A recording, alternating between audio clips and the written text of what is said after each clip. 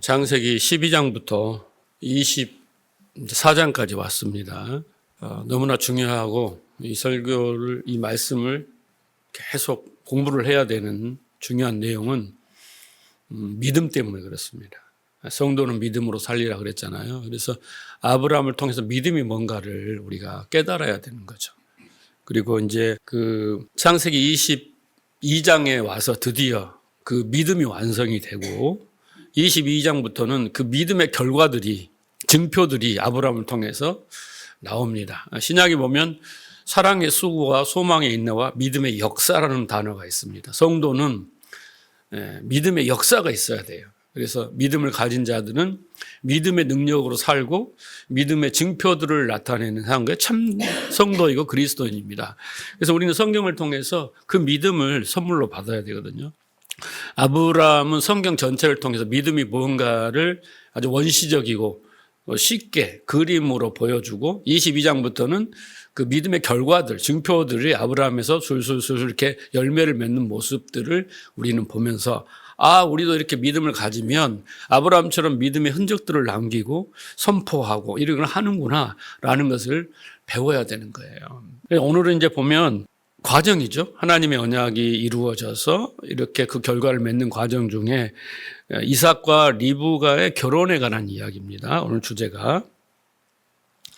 오늘 24장을 이렇게 쭉 제가 찾아보니까 대부분 설교 내용들이 그리스도의 결혼관, 그 다음에 순종하는 아내의 모습, 그리고 헌신하는 종, 그리고 기도, 이런 주제로 설교들이 많이 있더라고요. 근데 그것은 문자적으로 보면은 그런 내용들이에요. 그런데 항상 성경은 그 사건 하나에는 그 속에 뭐가 있다? 하나님 마음과 뜻이 있어요. 그걸 통해서 말씀하시는 하나님의 의미를 우리가 읽어내는 것이 너무나 중요합니다. 이거 상징이란 말이죠. 왜 상징으로 하냐면 설명을 하면 이해를 못하니까 그 상징적인 그림을 통해서 하나님이 말씀을 하시는 거예요. 네. 자, 그래서 24장도 결혼관 이런 이야기가 아니라 22장과 또 23장의 문맥을 따라서 그 주제를 따라서 쭉 같은 관점과 주제로 보아야 합니다. 우리가 계속 제가 22장부터 나오는 단어는 뭐냐면 하나님이 언약을 하시고 누구에게? 아브라함에게 언약을 하시고 그 다음에 하나님의 주권, 하나님이 주도하신단 말이에요. 하나님이 홀로 하시는 거예요. 주권과 하나님의 열심으로 그 언약을 이루신다라는 것이 핵심이에요. 그래서 그렇게 해서 아브라함을 믿음의 사람을 만들고 아브라함은 그 믿음의 열매들을 이제 생산해내는 그런 이야기가 되겠습니다. 그래서 창세기 12장에 우리가 요약해 보면 하나님도 모르고 무지하고 우상을 숭배하는 아브라함을 불러서 하나님이 그에게 내가 너에게 복을 주겠다. 그 가나안 땅을 주겠다. 너 후손들의 믿음의 후손들을 만들어 주겠다고 선언을 하시죠. 약속을 스스로 하십니다. 그래서 그 약속이 이제 어떻게 발전해 가냐고 이루어져 가는가. 15장에서는 헷불 언약으로 설명을 하셨죠. 자기가 쪼개짐으로 그 언약을 이룰 것이다. 또한 17장에 가서는 할례 언약을 통해서 할례가 또 쪼개지는 거잖아요. 쪼개짐으로 그렇게 언약을 이룰 것이다. 그리고 와서 22장에서 드디어 모리아산에서 아브라함의 믿음의 열매가 이제 나오죠. 그래서 이삭을 드리는 그 순종, 그리고 거기서 하나님이 선물을 줍니다. 뭘 줍니까? 여호와 이레라는 선물을 주고 아브라함은 이제 먼 훗날 하나님이 구원을 이루실 그 메시아를 깨닫게 됩니다. 그리고 다음에 하나님이 어떻게 발전해 가냐면 라홀의 족보를 지난 시간에 설명했죠. 그 라홀의 족보 속에서 누가 준비되었어요? 예비됐어요? 리브가가 예비되었습니다. 여러분 왜 리브가가 중요합니까? 리브가는 이삭의 씨를 받아서 믿음의 후손들, 우리 신약에서 교회를 교회를 만들어내는 언약의 지금 과정이기 때문에 리브가는 중요한 역할을 하는 거예요. 그렇죠? 그러니까 쭉 와서 이제 완성하시고 그 결과로 이제 후손들에게 그 복이 이어지기 위해서 리브가를 예비하셨다. 그 하나님의 언약이 성취되어 가고 있다라가 지금 23장까지의 이야기입니다. 자, 오늘 본문을 이해하려면 먼저 22장 17절을 봐야 됩니다. 자, 17절 보면 내가 내게 큰 복을 주고 내 씨가 크게 번성하여 하늘의 별과 같고 바닷가의 모래 같게 하리니 내 씨가 그 대적의 성문을 차지하리라 그랬습니다. 그러니까 아브라함이 22장에서 시험을 통과합니다. 하나님이 시험을 통과해서 드디어 네가 나를 격려한 줄 알겠다. 나는 너를 믿음의 사람으로 만들었다. 그 말이죠. 그러고 나서 아브라함이 이제 아브라함의 복을 선포하는데 두 가지를 선포합니다. 뭡니까? 네 씨가 너처럼 그 믿음의 후손들이 하늘의 별처럼 많아질 것이다 라는 것이고, 두 번째는 뭐냐면 내 씨가 그 대적의 성문을 차지하리라 라는 복이에요.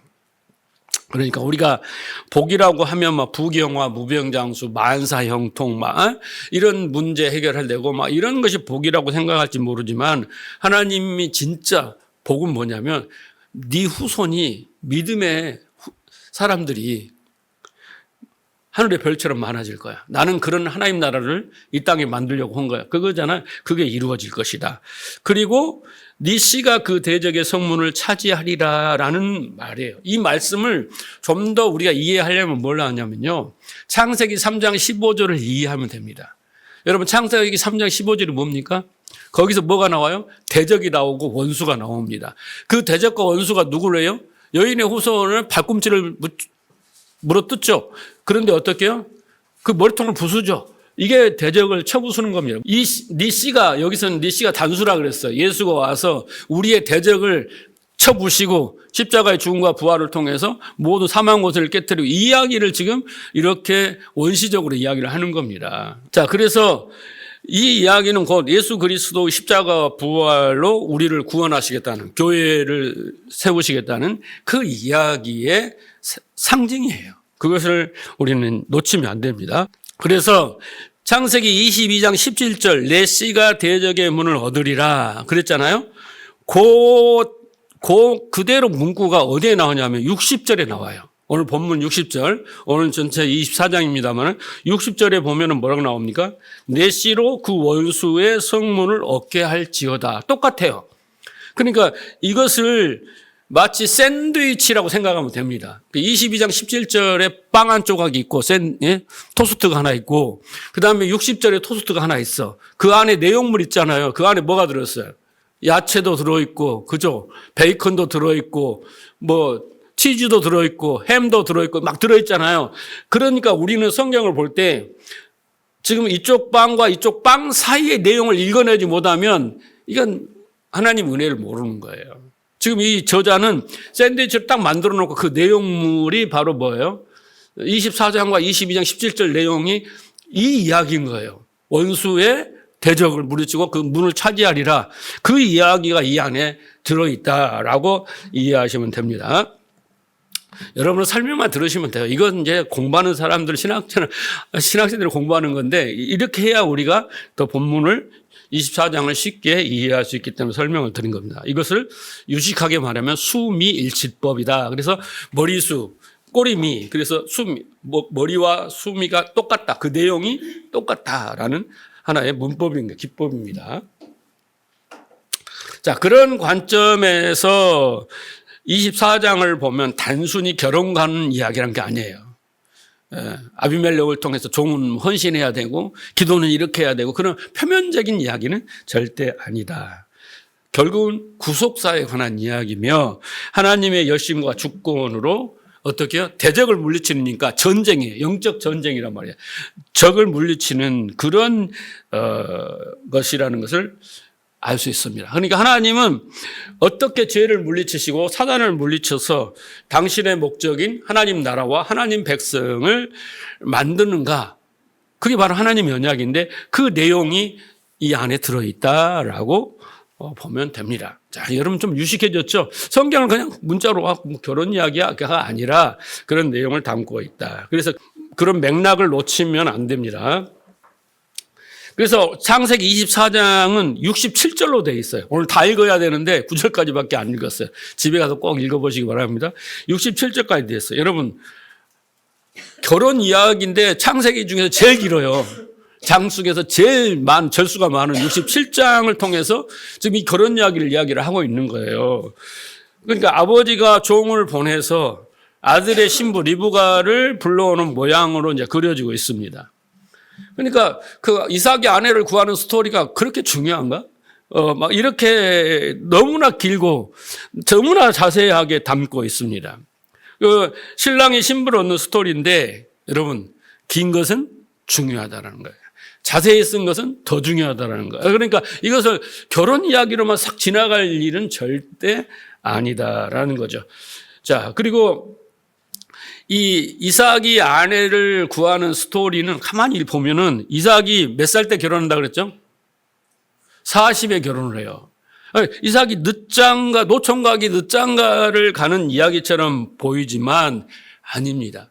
여러분이 어려울 것 같아서 이미 제가 먼저 설명을 하고 들어가니까, 자, 하나님의 아들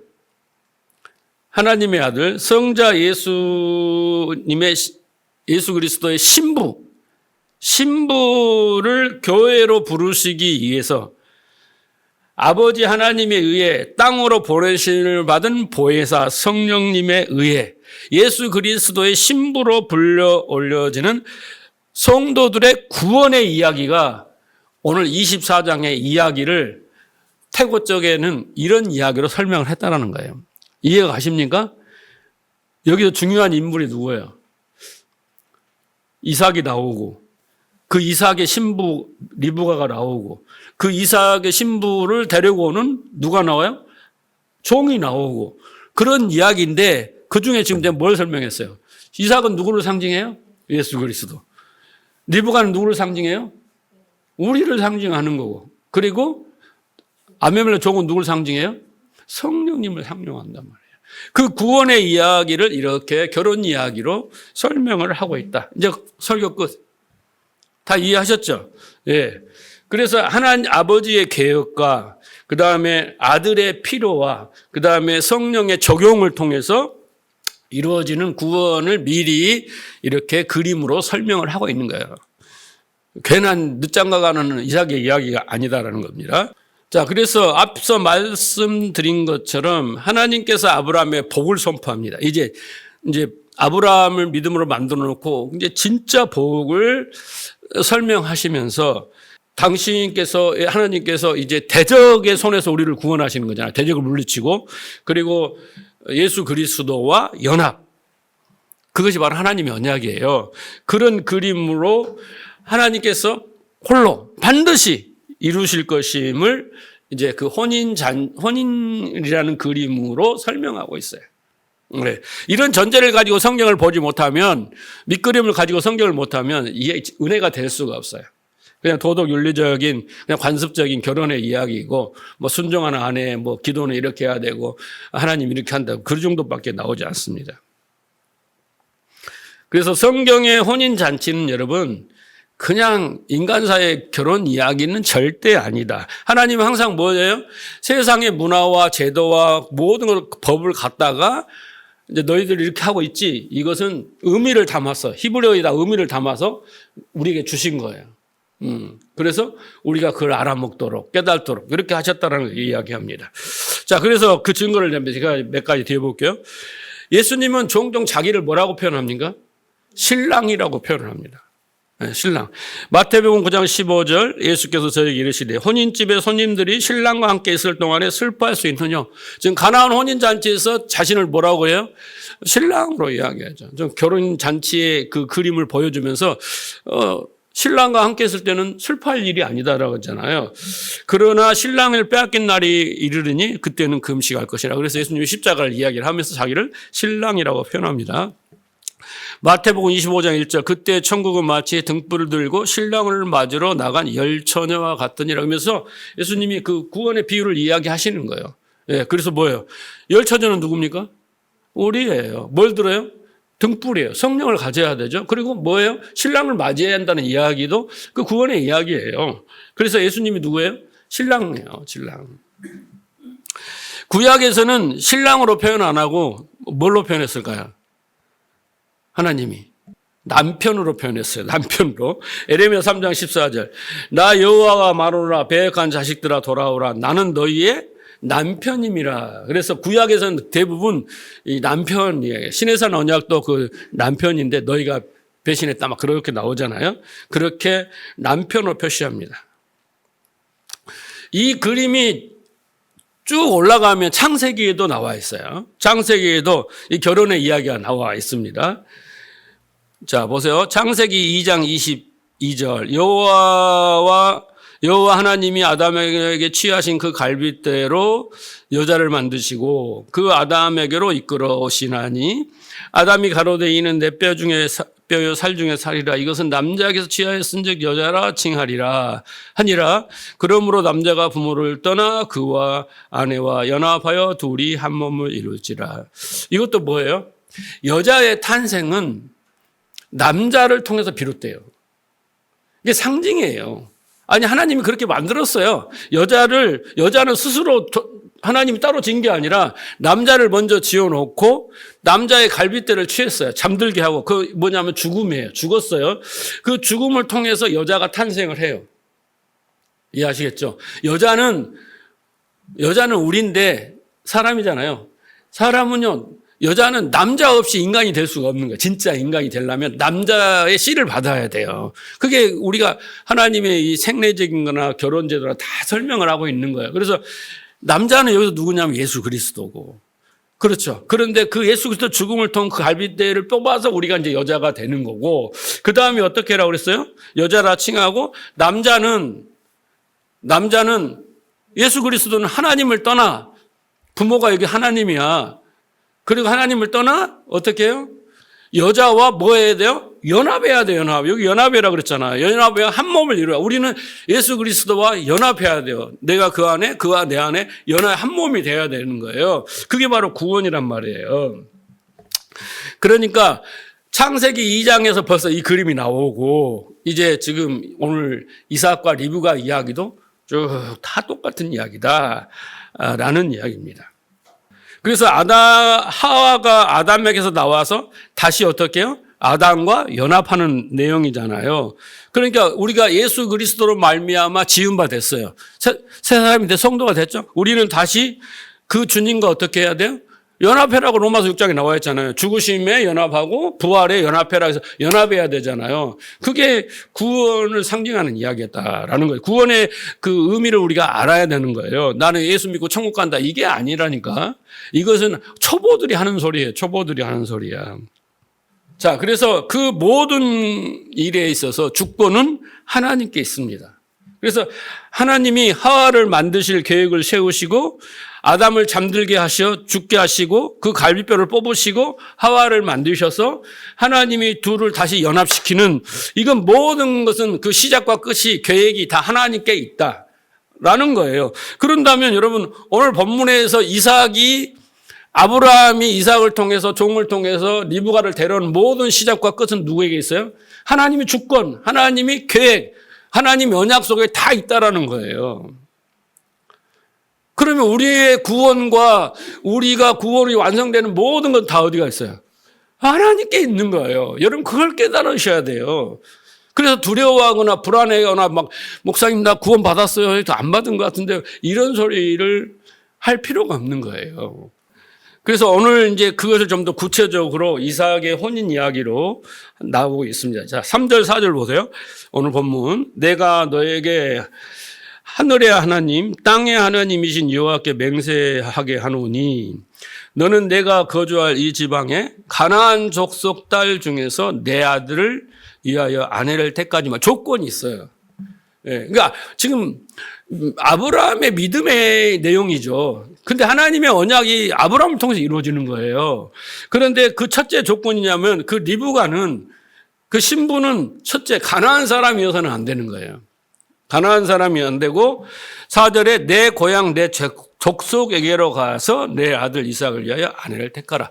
여러분 가나안이면 그 땅이면 그 옆에서 탈탈 골라서 할 거잖아요. 근데 갈대아 우르까지 가야 돼. 얼마나 먼 길이에요. 거기까지 고생을 하면서 굳이 가서 내 가족, 내 족속에서 취해야 될 이유가 뭐겠습니까? 이삭 안에는 우리의 혈통 안에서, 가족 안에서 나와야 된다. 그렇잖아요. 그 말은 뭔 말이야? 하와가 아담에게서 나와야 되는 거예요. 따로 데려온 거나 따로 만드는 것이 아니라 그 남자에게서 나와야 되는 거예요. 네, 그래서 하와가 아담의 살과 피를 담고 태어나서 아담과 연합한 것처럼, 그렇죠? 우리도 그리스도에게서 나와서 그리스도와 연합을 해야 되잖아. 그런 것처럼 그런 의미죠. 네, 그렇잖아요? 그래서 그 친족에게서 이삭이 어떻게 해요? 이삭의 아내가 나와야 된다. 그런 같은 의미를 가지고 있습니다. 자, 그런데 아까도 말씀드렸지만은 이 67절이라는 방대한 양을 가지고 왜 이 결혼 이야기를 이렇게 장황하게 했을까? 왜 이삭의 결혼이 중요할까? 왜 이렇게 자세히 구구절절히 기록했을까? 왜 그럴까요, 여러분? 제가 다 설명드렸는데 그것은 하나님의 언약을 이루는 과정이기 때문에. 만약 이삭이 다른 여자와 결혼하면 똑같아요. 아브라함이 하갈과 결혼한 거 똑같아요. 언약의 자손이 안 되잖아요. 꼭 사라에서 몸이 나와야 되잖아요. 그래서 그 사라에서 이삭이 나와서 언약이 이루어졌어요. 이제 이삭은 리브가에게서 나와야 언약이 이루어지잖아요. 그렇게 하나님이 정해놨기 때문에 언약이 그대로 가야 되는 거예요. 하나님 뜻대로. 예. 이삭이 태어나는 것은 누구의 약속이었습니까? 하나님이 준비해 주신 거잖아요. 하나님이. 뭐 때문에? 하나님의 언약을 이루시기 위해서. 그래서 이삭을 통해서 나중에 12지파가 생기죠. 그렇죠. 12지파가 생기고 그 다음에 큰 민족을 이루어서 애굽에서 종살이 하다가 400년 안에 다시 어떻게 해요? 출애굽을 하잖아요. 자, 이것을 하나님이 누구한테 이야기를 했어요? 아브라함한테 이야기했단 말이에요. 근데 그 언약이 어떻게 해요? 이루어지려면 아브라함, 사라, 이삭, 리브가로 이렇게 이어져야지 이 하나님이 아브라함에 했던 언약이 이루어지는 거예요. 아브라함한테만 이루어지는 게 아니라 이제 예수 그리스도까지 와야 되는 말, 내 씨로 모든 대적을 물리친다고 했으니까 그것까지 이루어내야 된다는 거예요. 그러니까 이 모든 것이 하나님의 계획 속에 이미 있었어요. 여러분, 이 말씀이 어렵고 뭐 나하고 상관이 있어? 그렇게 생각하면 큰 오산입니다.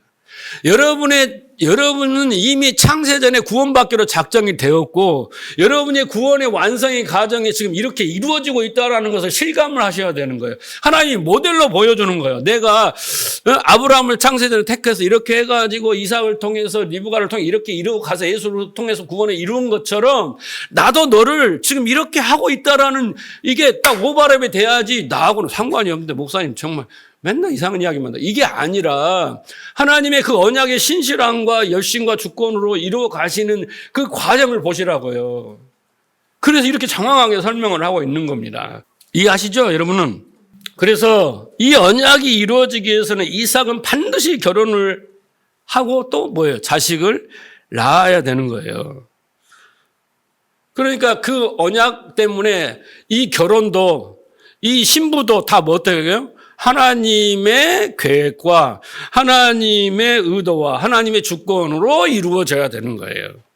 그러니까 하나님은 당신의 언약을 아브라함이 이루시듯 우리에게도 마찬가지고 이루시는 것에 목적을 두시지 다른 종교처럼 뭐가 필요해? 줄게. 열심히 해봐. 뭐가 필요해? 이런 데 관심은 없으세요. 그런 것을 이루시는 건 종교고 왜? 우상들이 하는 거고 하나님은 우리에게 향하신 언약과 계획과 목표과 방법이 다 정해져 있어요. 그걸 이미 다 보여줘서 우리는 그걸 깨닫고 믿음으로 받아야만이 우리가 거기에 동행을 할 수 있는 거예요. 같은 방향으로. 그래서 보세요. 종이 신부를 간택하러 갔을 때 신부 될 자의 반응을 보세요. 자, 종이 기도를 합니다. 그런데 리브가가 그대로 응답을 해요. 여러분, 그거 무슨 일이야? 그러니까 하나님은 신부의 마음까지도 움직이시는 거예요. 뭐 때문에? 그 언약을 이루시기 위하여. 하나님 로봇처럼 막 조정한 것이 아니죠. 그렇지만 하나님은 그렇게 치밀하게 관계 속에서 뭔가 톱니바퀴가 맞춰가시면서 일을 해가시는 철두철미인 거예요.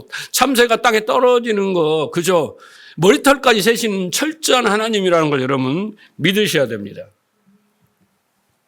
그래서 이 역사라는 것은요, 여러분의 개인의 역사가 있잖아요. 여러분이 지금 나이가 연세가 뭐 10대, 20대 이렇게 해서 막 80, 90 이렇게 100세까지 갈 텐데 이 지금 한국의 역사, 세계의 역사, 모든 역사가 그저 어떤 사람이 주도해서 이끌어가고 그냥 방황 없이 그냥 이리 갔다 저리 갔다 흘러가는 것 같지만 이 역사의 주인은 하나님이십니다. 믿으십니까? 그래서 역사를 영어로 뭐라고 그래요? His story라고 그래요. His story. 그의 이야기라는 거예요. 여기서 그는 누구예요? 하나님, 예수 그리스도의 이야기인 거예요. 예. 이 역사를 통해서 하나님의 경륜, 하나님의 섭리를 통한 하나님의 언약이 이루어지고 있는 거예요.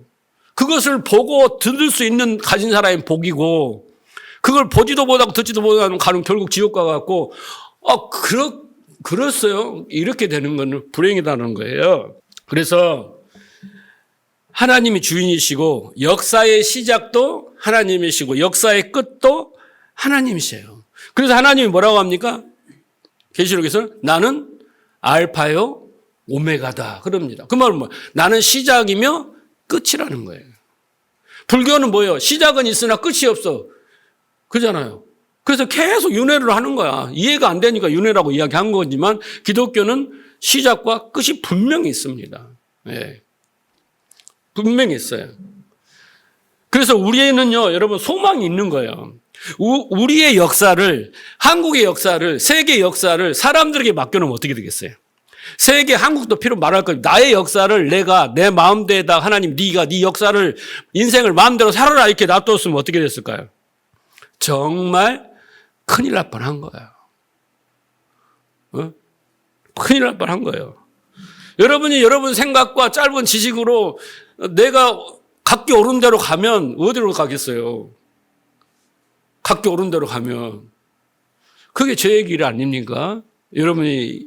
그런데 다행히도 하나님이 이 역사를 붙드시고 내 인생을 붙드시고 그렇게 치밀한 계획을 가지고 운행하셨기 때문에 하나님은 우리를 끝까지 구원을 완성할 수밖에 없어요. 우리는 우연이라는 단어를 말하지만요, 기독교인들이 쓰지 말아야 하는 자연이라는 단어와 우연이라는 단어예요. 그냥 우연처럼 보이지만 그 속을 열어보면 필연이에요. 자연 스스로가 아니라 하나님의 뜻이에요.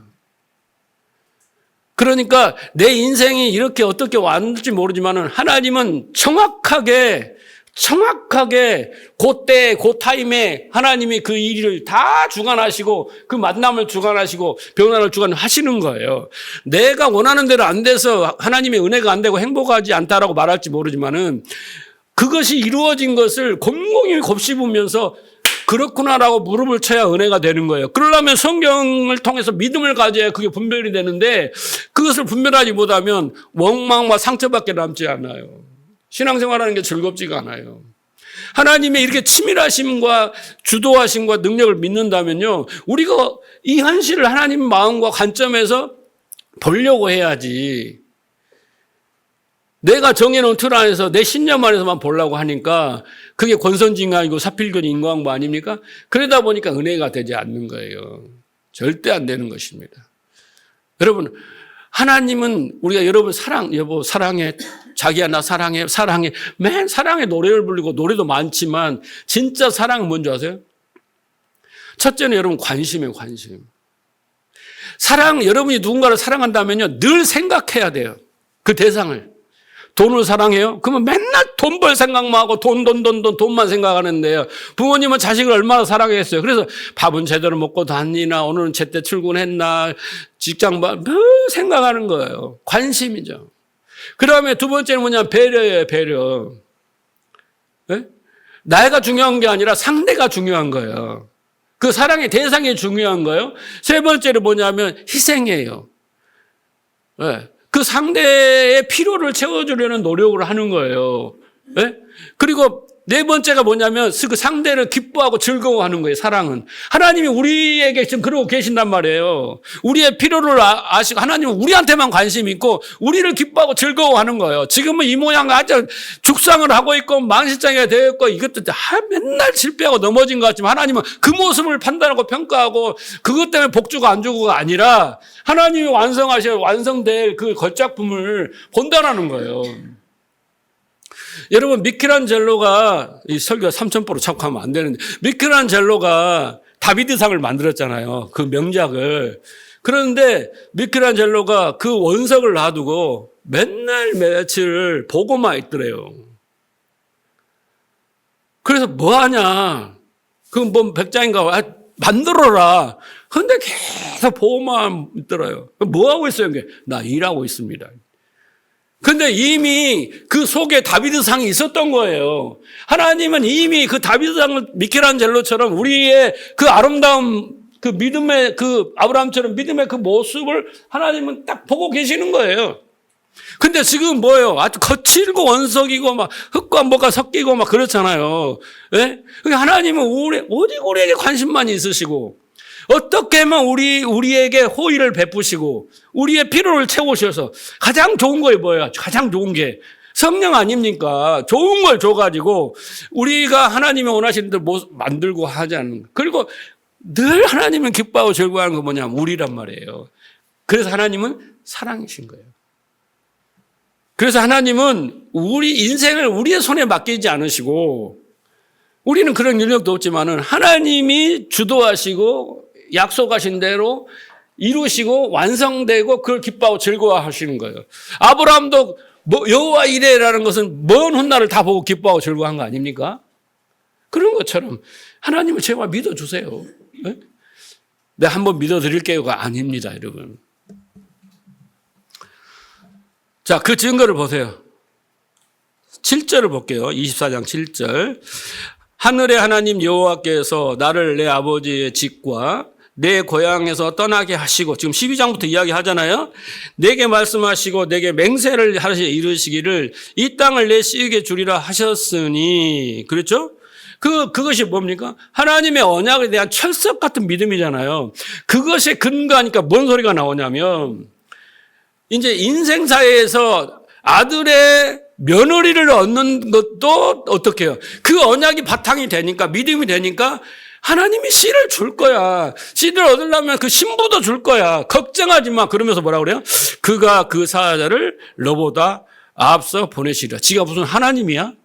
그런데도 담대하게 이 말을 하는 거예요. 근데 이 말을 하는 근거가 뭐예요? 그 앞에 나오잖아요.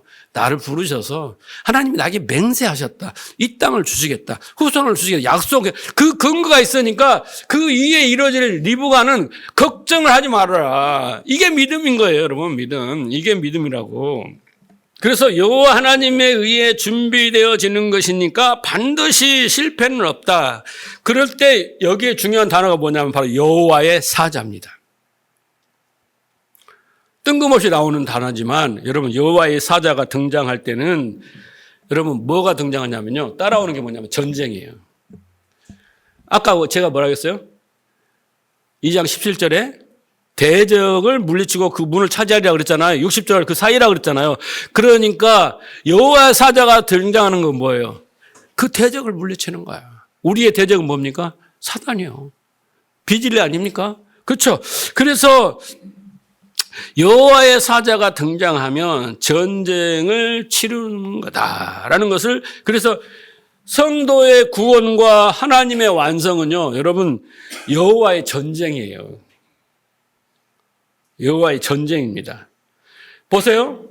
사단이 창세기 3장에서 너희가 왜 하나님께 순종하는 삶을 살아냐, 너희도 하나님처럼 될 수 있다, 너희도 꽤 괜찮은 존재야, 이렇게 속삭입니다. 그런 마귀의 세력을 격파하고, 그렇잖아요. 예.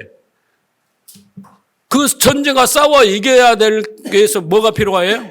여호와의 사자가 필요한 거예요. 그런데 여러분, 겁낼 것은 없어요. 왜? 전쟁은 하나님께 속한 거야. 하나님의 전쟁이에요.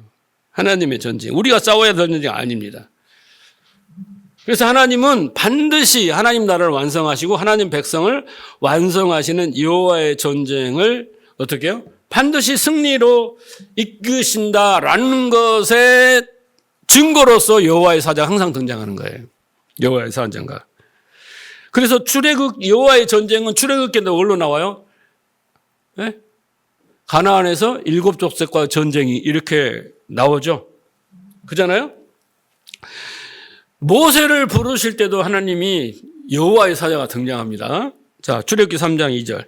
여호와의 사자가 떨기나무 가운데서 그에게 나타나시리라. 예. 여호와의 사자의 등장이죠. 자, 출애굽기 23장 20절 보시면 내가 사자를 내 앞서 보내어 길에서 너희를 보호하고. 그래서 이 여호와의 사자가 등장할 때는 중요한 대목이에요. 이게 하나님이 이루신다. 하나님이 전쟁을 통해서 승리를 쟁취하게 하신다. 이런 의미를 가지고 있단 말이에요. 그런데 이스라엘이 하나님 말씀을 믿지 않고 어떻게 했습니까? 자신들의 상황과 처지 능력을 보니까 너무나 어떻게 해요? 여리고 막 사람들은 어마어마한 기골이 장대하고 막 그러잖아요. 초롱성 같은 그런 속에서 의기소침하고 자기들은 메뚜기라고 그렇잖아요. 자평을 하고 하나님을 신뢰하지 못했죠. 아브라함이 마치 하가를 통해서 이스마엘을 내놓은 것처럼 똑같이 그렇게 했단 말이에요. 그런 사람들은 광야에서 다 죽었어요. 40년 동안.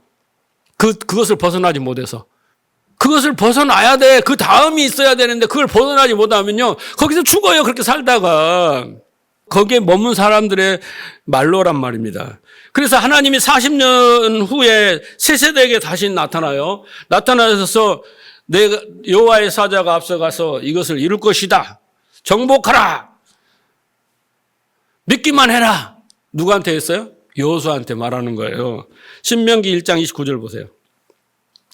내가 너희에게 말하기를 그들을 무서워 말라 두려워하지 말라 너희 앞서 행하시는 너희 하나님 여호와께서 애굽에서 너희를 위하여 너희 목전에서 모든 일을 행하신 같이 이제도 너희를 위하여 싸우실 것이다. 이렇게까지 모세가 이야기를 했는데 여리고 정탐하고 가서 와가지고 막 난리를 치잖아요. 우리 이제 다 죽었다. 이렇게 됐단 말이에요. 그런데 그렇게 해서 천신만고 끝에 요단강을 건너갑니다. 가나안 입구에 이르자 거기서 만난 사람이 누구예요? 여호수아가.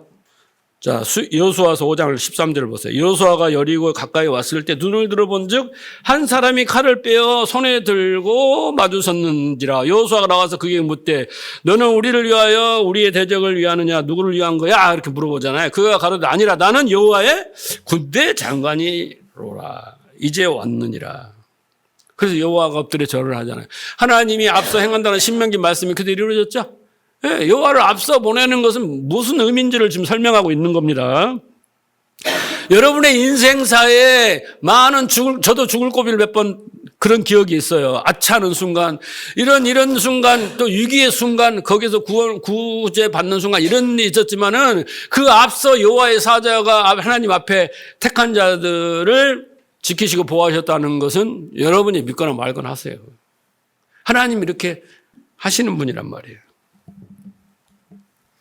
그래서 여호와의 사자가 미리 앞서가서 이 싸우는 형국, 그 여호와의 전쟁은 반드시 어떻게 한다? 승리한다.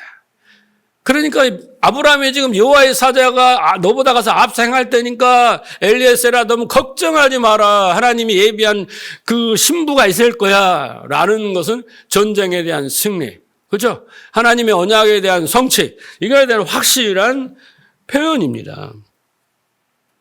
자, 그런데 보세요. 아브라함이 보낸 종이 이삭의 신부를 만난 곳이 어디입니까? 네? 우물이에요. 우리가 잘 아는 우물가의 여인처럼 나는 구했네 이런 찬양 있잖아요. 그런 것처럼 어디냐면요. 우물이에요. 그래서 여러분 결혼 그 다음에 항상 우물이 나와요. 이 패턴을 잊어버리면 안 돼요. 이 우물이 나옵니다. 그래서 구약의 우물은 신랑과 신부가 만나는 곳이에요. 또 상징이 있습니다. 자, 야곱의 아내가 누굽니까? 라헬과 레아죠. 근데 라헬을 만난 곳이 어디입니까? 바로 우물이에요. 창세기 29장 10절 야곱이 그 외삼촌 라반의 딸 라헬과 그 외삼촌의 양을 보고 나가서 우물 아구에서 돌을 옮겨서 우물에서 만납니다. 모세는 십보라를 어디서 만납니까?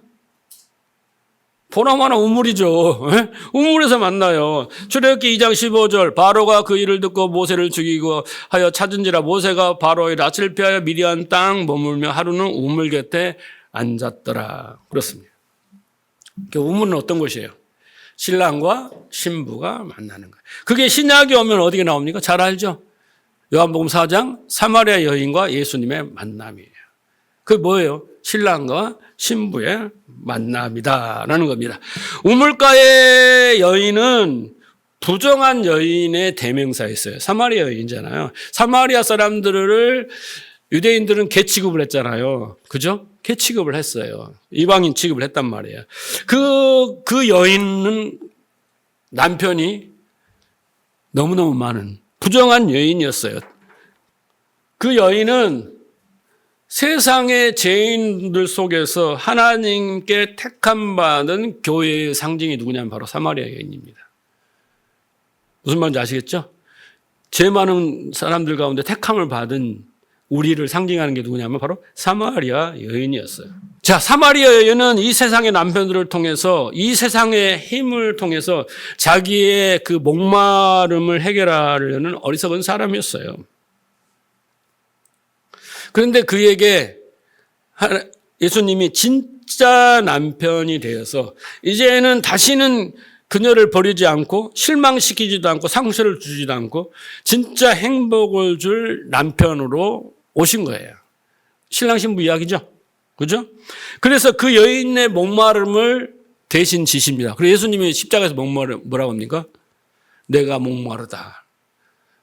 우리의 인생의 목마름이 얼마입니까? 아무리 먹어도 또 먹고 싶고 아무리 즐겨도 또 즐기고 싶고 아무리 채워도 부족한 것 같은 그 목마름 때문에 우리는 먹개비가 되어 살아가면서 얼마나 수고하고 짐을 져야 됩니까? 그걸 다 채우려면. 근데 예수님이 그 목마름을 가져가신 거예요. 그리고 그녀는 계속 남편들한테 버림을 받았어요. 자기가 버렸는지 모르지만 버림을 받은 거예요. 그런데 예수님이 우리의 그 버림받음을 이제는 다 담당하시고 아버지여 나의 하나님 나의 하나님 어찌하여 나를 버리시나이까. 그 버림받음까지 짊어지시고 십자가에 죽으십니다. 그 버림받고 목마른 여인이 예수님과 연합됐어요. 신랑 신부가 됐어요. 그 이야기를 하고 있는 것입니다. 자, 그리고 그 사마리아 여인 이야기가 이제 사도행전 2장에 가면 어떻게 되냐면 오순절 성령의 강림 사건으로 이어집니다. 하나님께서 보내신 성령 오셔서 소중한 선물을 우리에게 주어요. 그래서 우리가 어떻게 해요? 이제 그리스도와 연합하게 하시는 그 선물을 주시는 거예요. 그림으로 나옵니다. 자, 오늘 보면 24장 10절을 보면은 이에 종이 그 주인의 약대 중 10피를 취하고 떠났는데 그 주인의 모든 좋은 것을 가지고 떠나 메소포타미아로 가서 나홀의 성에 이르러. 약대는 뭡니까? 낙타 아닙니까? 낙타 속에는 뭐가 있습니까? 물이 있죠. 사막이 제일 필요한 거 아니겠어요? 이걸 가지고 그 주인의 좋은 것을 가지고 떠났습니다. 이게 성령이에요. 성령이 우리에게 주시는 선물이에요. 하나님의 좋은 선물을 하나는 품고 와서 우리에게 주시는 거예요. 그 선물이 뭡니까? 요한복음 16장 13절에 이렇게 했어요. 그러나 진리의 성령이 오시면 그가 너희로 모든 진리 가운데 인도하시리니 그가 자유로 말하지 않고 모든 것을 듣는 것을 말씀하시며 장래일을 너희에게 알리시리라. 그가 내 영광을 나타내리니 내 것을 가지고 너희에게 알리겠습니다. 무릇 아버지께 있는 것은 다 내 것이라. 그러므로 내가 말하기를 그가 내 것을 가지고 너희에게 알리라. 여러분 좋은 선물을 받으니까 여러분 뭘 원하세요? 아까 사랑은 뭐였어요? 그 사람이 진짜 좋은 걸 준다 그랬잖아요. 근데 우리에게 진짜 필요한 건 뭐겠어요, 여러분? 아파트 10채 받고 로또 60억 되고 막 그래갖고 지옥 갈래요. 그런 거 안 받고 그냥 진리를 깨달아서 천국 갈래요. 그래도 나는 뭐 현찰이 좋다. 그러면 할 수 없는 건데, 그렇게 성령께서 마치 아브라함이 종이 그 주인의 그 은과 금과 폐물과 약대와 귀고리, 코고리 뭐 할 거 없이 모든 선물을 갖다 주잖아요. 누구에게? 신부에게. 그런데 그것이 발전하고 이 시대에 와서 가장 좋은 것은 그 물질적인 게 아니라 하나님이 제일 좋은 걸 뭐라고 그랬어요? 예수님이 성령이에요. 진리를 우리에게 주시면 우리는 그걸 믿음으로 가지면 우리는 가장 행복한 존재가 되는 거예요. 베드로후서 1장 3절, 그의 신기한 능력으로 생명과 경건에 속한 모든 것을 우리에게 주셨으니 그랬잖아요. 자기의 영광과 덕으로서 우리를 부르신 자를 암으로 말미암냐. 그래서 생명과 경건에 속한 모든 것이 우리에게 진짜라니까요. 교회 와서 다른 걸 자꾸 받고 다른 걸 구하면 안 돼요. 네. 그래서 우리에게 하늘의 선물을 부어주는 분은 누구냐면 성령이에요. 성령이에요. 우리 안에 들어오셔서 우리와 동행하시고 어떻게 해요? 우리를 신랑 예수가 기다리고 있는 참 약속의 땅, 가나안 땅으로 우리를 어떻게 해요? 무사히 인도해 가시는 거예요. 무사히. 이삭과 리브가가 그렇게 혼인잔치가 성대하게 치러진 것처럼 우리도 어떻게 합니까? 어린 양의 혼인잔치에 신랑의 신부로서 초대되어서 혼인잔치를 치르는 거예요. 그 모습이 계시록 19장에 나와 있어. 7절. 우리가 즐거워하고 크게 기뻐하여 그에게 영광을 돌리세. 어린 양의 혼인 기약이 이르렀고 그 아내가 예비하였으니 그에게 허락하사 빛나고 깨끗한 세마포를 입게 하셨은즉 그 세마포는 성도들의 옳은 행실이라. 여기서 옳은 행실은 뭐예요? 착한 일 많이 한 게 아니에요. 믿음을 가진 자가 옳은 행실인 거예요. 믿음으로 사는 자가 옳은 행실이라니까요. 그래서 어린 양의 혼인잔치에 우리가 어떻게 해요? 빛나는 세마포를 입었어요. 그죠? 예. 자, 21장 9절부터 계시록 21장. 7 대접을 가지고 마지막 7 재앙을 담은 7 천사 중 하나가 나와서 내게 말하여 가로되 이리 오라. 내가 신부 곧 어린 양의 아내를 내게 보이리라. 자, 사도 요한에게 그 천사가 그 어린 양의 신부를 보여줄게 그런 거예요. 네? 저 위에 올라갔더니 그러면서 성령이 나를 데리고 높은 산을 올라가 하늘께로부터 하늘에서 내려오는 뭐예요? 거룩한 성 예루살렘을 보여줘. 그러니까 여러분 누굽니까? 여러분이 거룩한 성 예루살렘이에요. 네? 그 말은 뭔 말이에요? 성전이 되었다는 거예요. 거룩한 성전이. 성전 안에 누가 계세요? 하나님의 영이 거하시잖아요. 그래서 하나님의 영광이 있음에 그 성의 빛이 지극히 귀한 보석 같고 백옥 같고 수정같이 막더라. 이게 결론이에요. 결론. 네? 결론이라고. 그래서 그 예수 그리스도의 신부, 어린 양의 신부들은 각양 보석으로 표현하잖아요. 반짝반짝 빛나는 보석으로. 거룩한 성 예루살렘으로. 주님이 거할 초소로 거룩하게 완성되었다라고 우리를 그렇게 존귀한 존재로 선포하십니다. 그 지점으로 우리를 지금 인도해 가시는 것입니다. 믿습니까? 예. 근데 그 모든 주체가 누구라고요? 우리가 거기다 숟가락을 얹을 수 없다고요. 하나님이 인도하시는 거예요. 그러나 우리는 계속 우리의 모습을 신앙생활 통해서 절망하고 좌절하고 있어요. 예. 육체 가운데 살기 때문에 우리는 계속 실패하고 실망하고 자기 모습 속에서 예? 의심하고 회의와 갈등 속에 살고 그러나 하나님은 그 모습을 평가하지 않으시고 판단하지 않으시고 그것 갖고 심판하지 않으시고 그것 갖고 형벌 주지 않으시고 예. 그러니까 우리는 어떻게 되냐면요. 약속을 믿으면 믿을수록 우리는 뻔뻔해지는 거예요. 여러분 그 뻔뻔함을 내놓으셔야 돼. 하나님 죄송해요. 다시 한번 잘 해볼게요. 뻔뻔해야 된다니까요. 그게 약속을 믿는 사람이야. 믿을 구석이 있는 사람의 행동인 거예요. 내가 좀 실패하고 뭐하고 잘해서 이것 때문에 내가 잘해야 되는데 막 책망하고 자책하고 죄책감, 이게 아니라고. 그 약속을 믿는 사람이 아니고 하나님의 그 사랑을 알지 못하는 거예요. 그래서 우리가 이렇게 아브라함의 이야기를 들으면서 하나님의 그 신실하심과 언약과 우리를 사랑하심과 인내심과 열심으로 이렇게 만들어 가시는 것들을 그 깨달음의 깊은 바다로 빠져가면 빠져서 우리가 믿음으로 이뤄갈수록 우리도 모르게 예수의 삶을 토해내기 시작하는 거예요. 그 진리를 토해내기 시작하는 거예요. 고백하기 시작하는 거예요. 부인하기 시작하는 거예요, 자기를. 네? 그래서 은혜의 바다에 잠겨야 돼요. 믿음에 이르러야 이런 고백이 나오고 아브라함처럼 흔적을 남기는 삶을 사는 거예요. 그냥 뭐 결혼했대? 그래서 맨날 그 결혼 좀 해. 신랑 누구누구 이렇게 해놓고 신부 누구누구 그런 게 아니라고. 그래서 창세기 24장은 하나님이 누구신지도 몰라, 죄가 무엇인지도 몰라, 구원이 무엇인지도 몰라, 전혀 모르는 그 죄인들을 찾아가셔서 당신의 신부로 삼으시는 이야기, 그 혼인잔치의 그림으로 우리에게 설명되어 지고요. 그 시작은 하나님, 그리고 그 결과도 하나님이 이루신다는 것이에요. 그러니까 이해가 안 가죠? 이해가 안 가죠? 우리가 선하게 패러다 보면 뭔가 우리가 해야 하고 그 결과를 얻어내야 뿌듯하고 어떻게 자긍심도 생길 텐데 이해가 안 가죠? 이해가 안 가. 그런데 오늘 이 50장에 보면은 라반과 부두엘이 뭐라고 말하냐면 얘들도 이해가 안 간 것 같아. 뭐라고 했어요?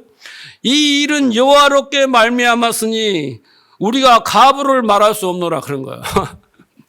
아니 이삭 신부는 한참 떨어졌고 그동안에 소통도 없었고 아브라함이 떠난 지가 몇 년이 됐지 않습니까 지금? 그죠? 네? 100세 얻었으니까 그리고 아브라함이 40을 먹었으니까 지금 몇 년이야? 네? 65년이 지났어요, 지금. 65년 동안 연락이 없어서 너무 멀리 살아. 그런데 엘리에셀에 와서 운물에서 만나 기도에 응답이 돼 가서 고백 막 엘리에셀 이렇게 말하니까 그 사람들이 감동을 받아 막 선물을 주니까 기뻐해 막 이런 모든 것에서 이렇게 딱 매치가 돼가지고 신부가 나 따라가겠어요 막 이렇게까지 오늘 안 읽었지만 이렇게까지 되는 모든 과정을 보면서 뭐라고 그래요? 여러분도 그런 경험 없어요? 여러분이 막 일 처리하다가 이렇게 하다가 결론을 딱 보고 하나님이 인도하셨다. 이렇게 할 때 있잖아요. 그런 것처럼 이 일은 여호와께로 말미암았으니 우리가 옳다 그렇다 말할 것이 없고 네? 이거 하나님이 하신 거야 라고밖에 고백할 수 없게 만들었다라는 거예요. 제 말씀을 정리합니다. 여러분 오늘 말씀을 듣고요. 저는 궁금해요. 여러분 제가 쭉 설교를 지금 아브라함까지 했는데 여러분은 그 말씀을 듣고 제 생각에는 그렇거든요. 하나님을 기뻐하고 즐거워하게 되어야 되지 않을까.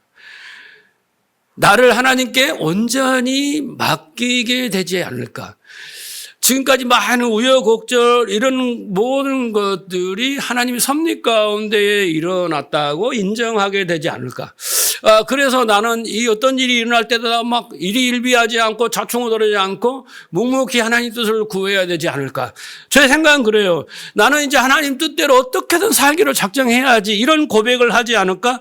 나는 오직 붙들 것은 하나님의 약속밖에 없구나. 이 약속이 나에게 이루어지기를 위하여 난 소망하고 이것이 이루어지기를 기도하고 이렇게 해서 더 믿음에 이르기를 원한다. 이런 식으로 가야 되지 않을까 제 생각이에요. 제가 그렇게 되고 싶다고. 그런데 여러분은 어떤 생각을 하셨을까 궁금해요. 자꾸 우리는 성경을 읽으면서 어떤 방법을 듣기를 원하고 어떤 방법을 얻기를 원해요. 문제를 해결하고 병을 고치고 또 무언가 내가 원하는 은사를 받고 뭘 읽고 자꾸 그런 것들을 어떤 방법을 내놓으라고 하는 거예요. 네. 그리고 어떤 것을 막 이렇게 아브라함처럼 순종을 하려면 이렇게 순종하고 이렇게 하면 순종할 수 있고 이렇게 해보라 하면서 자꾸 이렇게 종용하고 그래 순종해야지 뭐 이런 것인데 제가 설교를 잘하고 있는지 못하고 있는지 잘 모르겠지만 하나님이 이 아브라함의 이야기를 기록해서 우리에게 이렇게 주신 이야기, 결혼 이야기를 주신 이야기 속에 여러분 하나님의 마음과 뜻이 여러분과 연합이 돼야 돼요.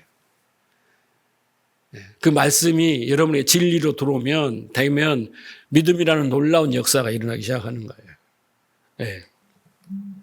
그래서 하나님은 지금도 여러분 각 사람에게 쉬지 않고 그 언약을 이루시기 위해서 일하고 계시다는 것 기억하시기 바랍니다. 이거 놓치면 안 됩니다. 여호와의 사자를 앞서 보내시며 다 예비하시고 행하시고 완성하신다 라고 그 믿음이 확신하면요 우리는 항상 기뻐하고 범사에 감사하고 쉬지 않고 기도하며 하나님과 관계를 유지할 수 있어요. 아니 아브라함을 보세요. 아니 그 많은 세월 동안 65년 이상을 떨어져 사는 그곳에 가서 하나님이 다 해놨다는 거잖아요.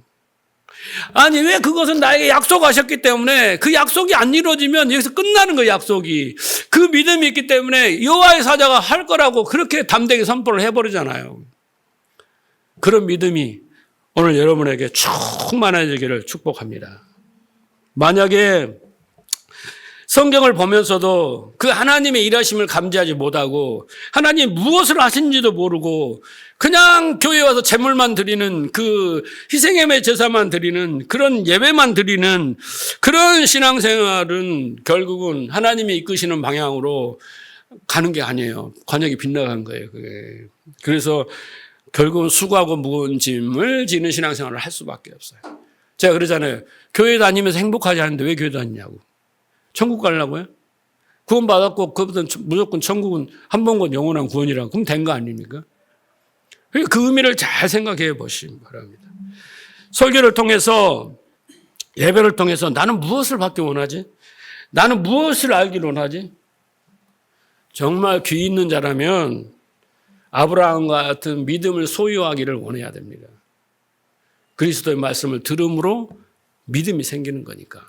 그래서 믿음에 이르는 성도는 이제 궁극적으로 가서 하나님을 사랑하고 이웃을 사랑하게 되는 그런 사명을 감당하게 되는 거예요. 거기 자리까지 여러분이 가시기를 주님으로 축복합니다.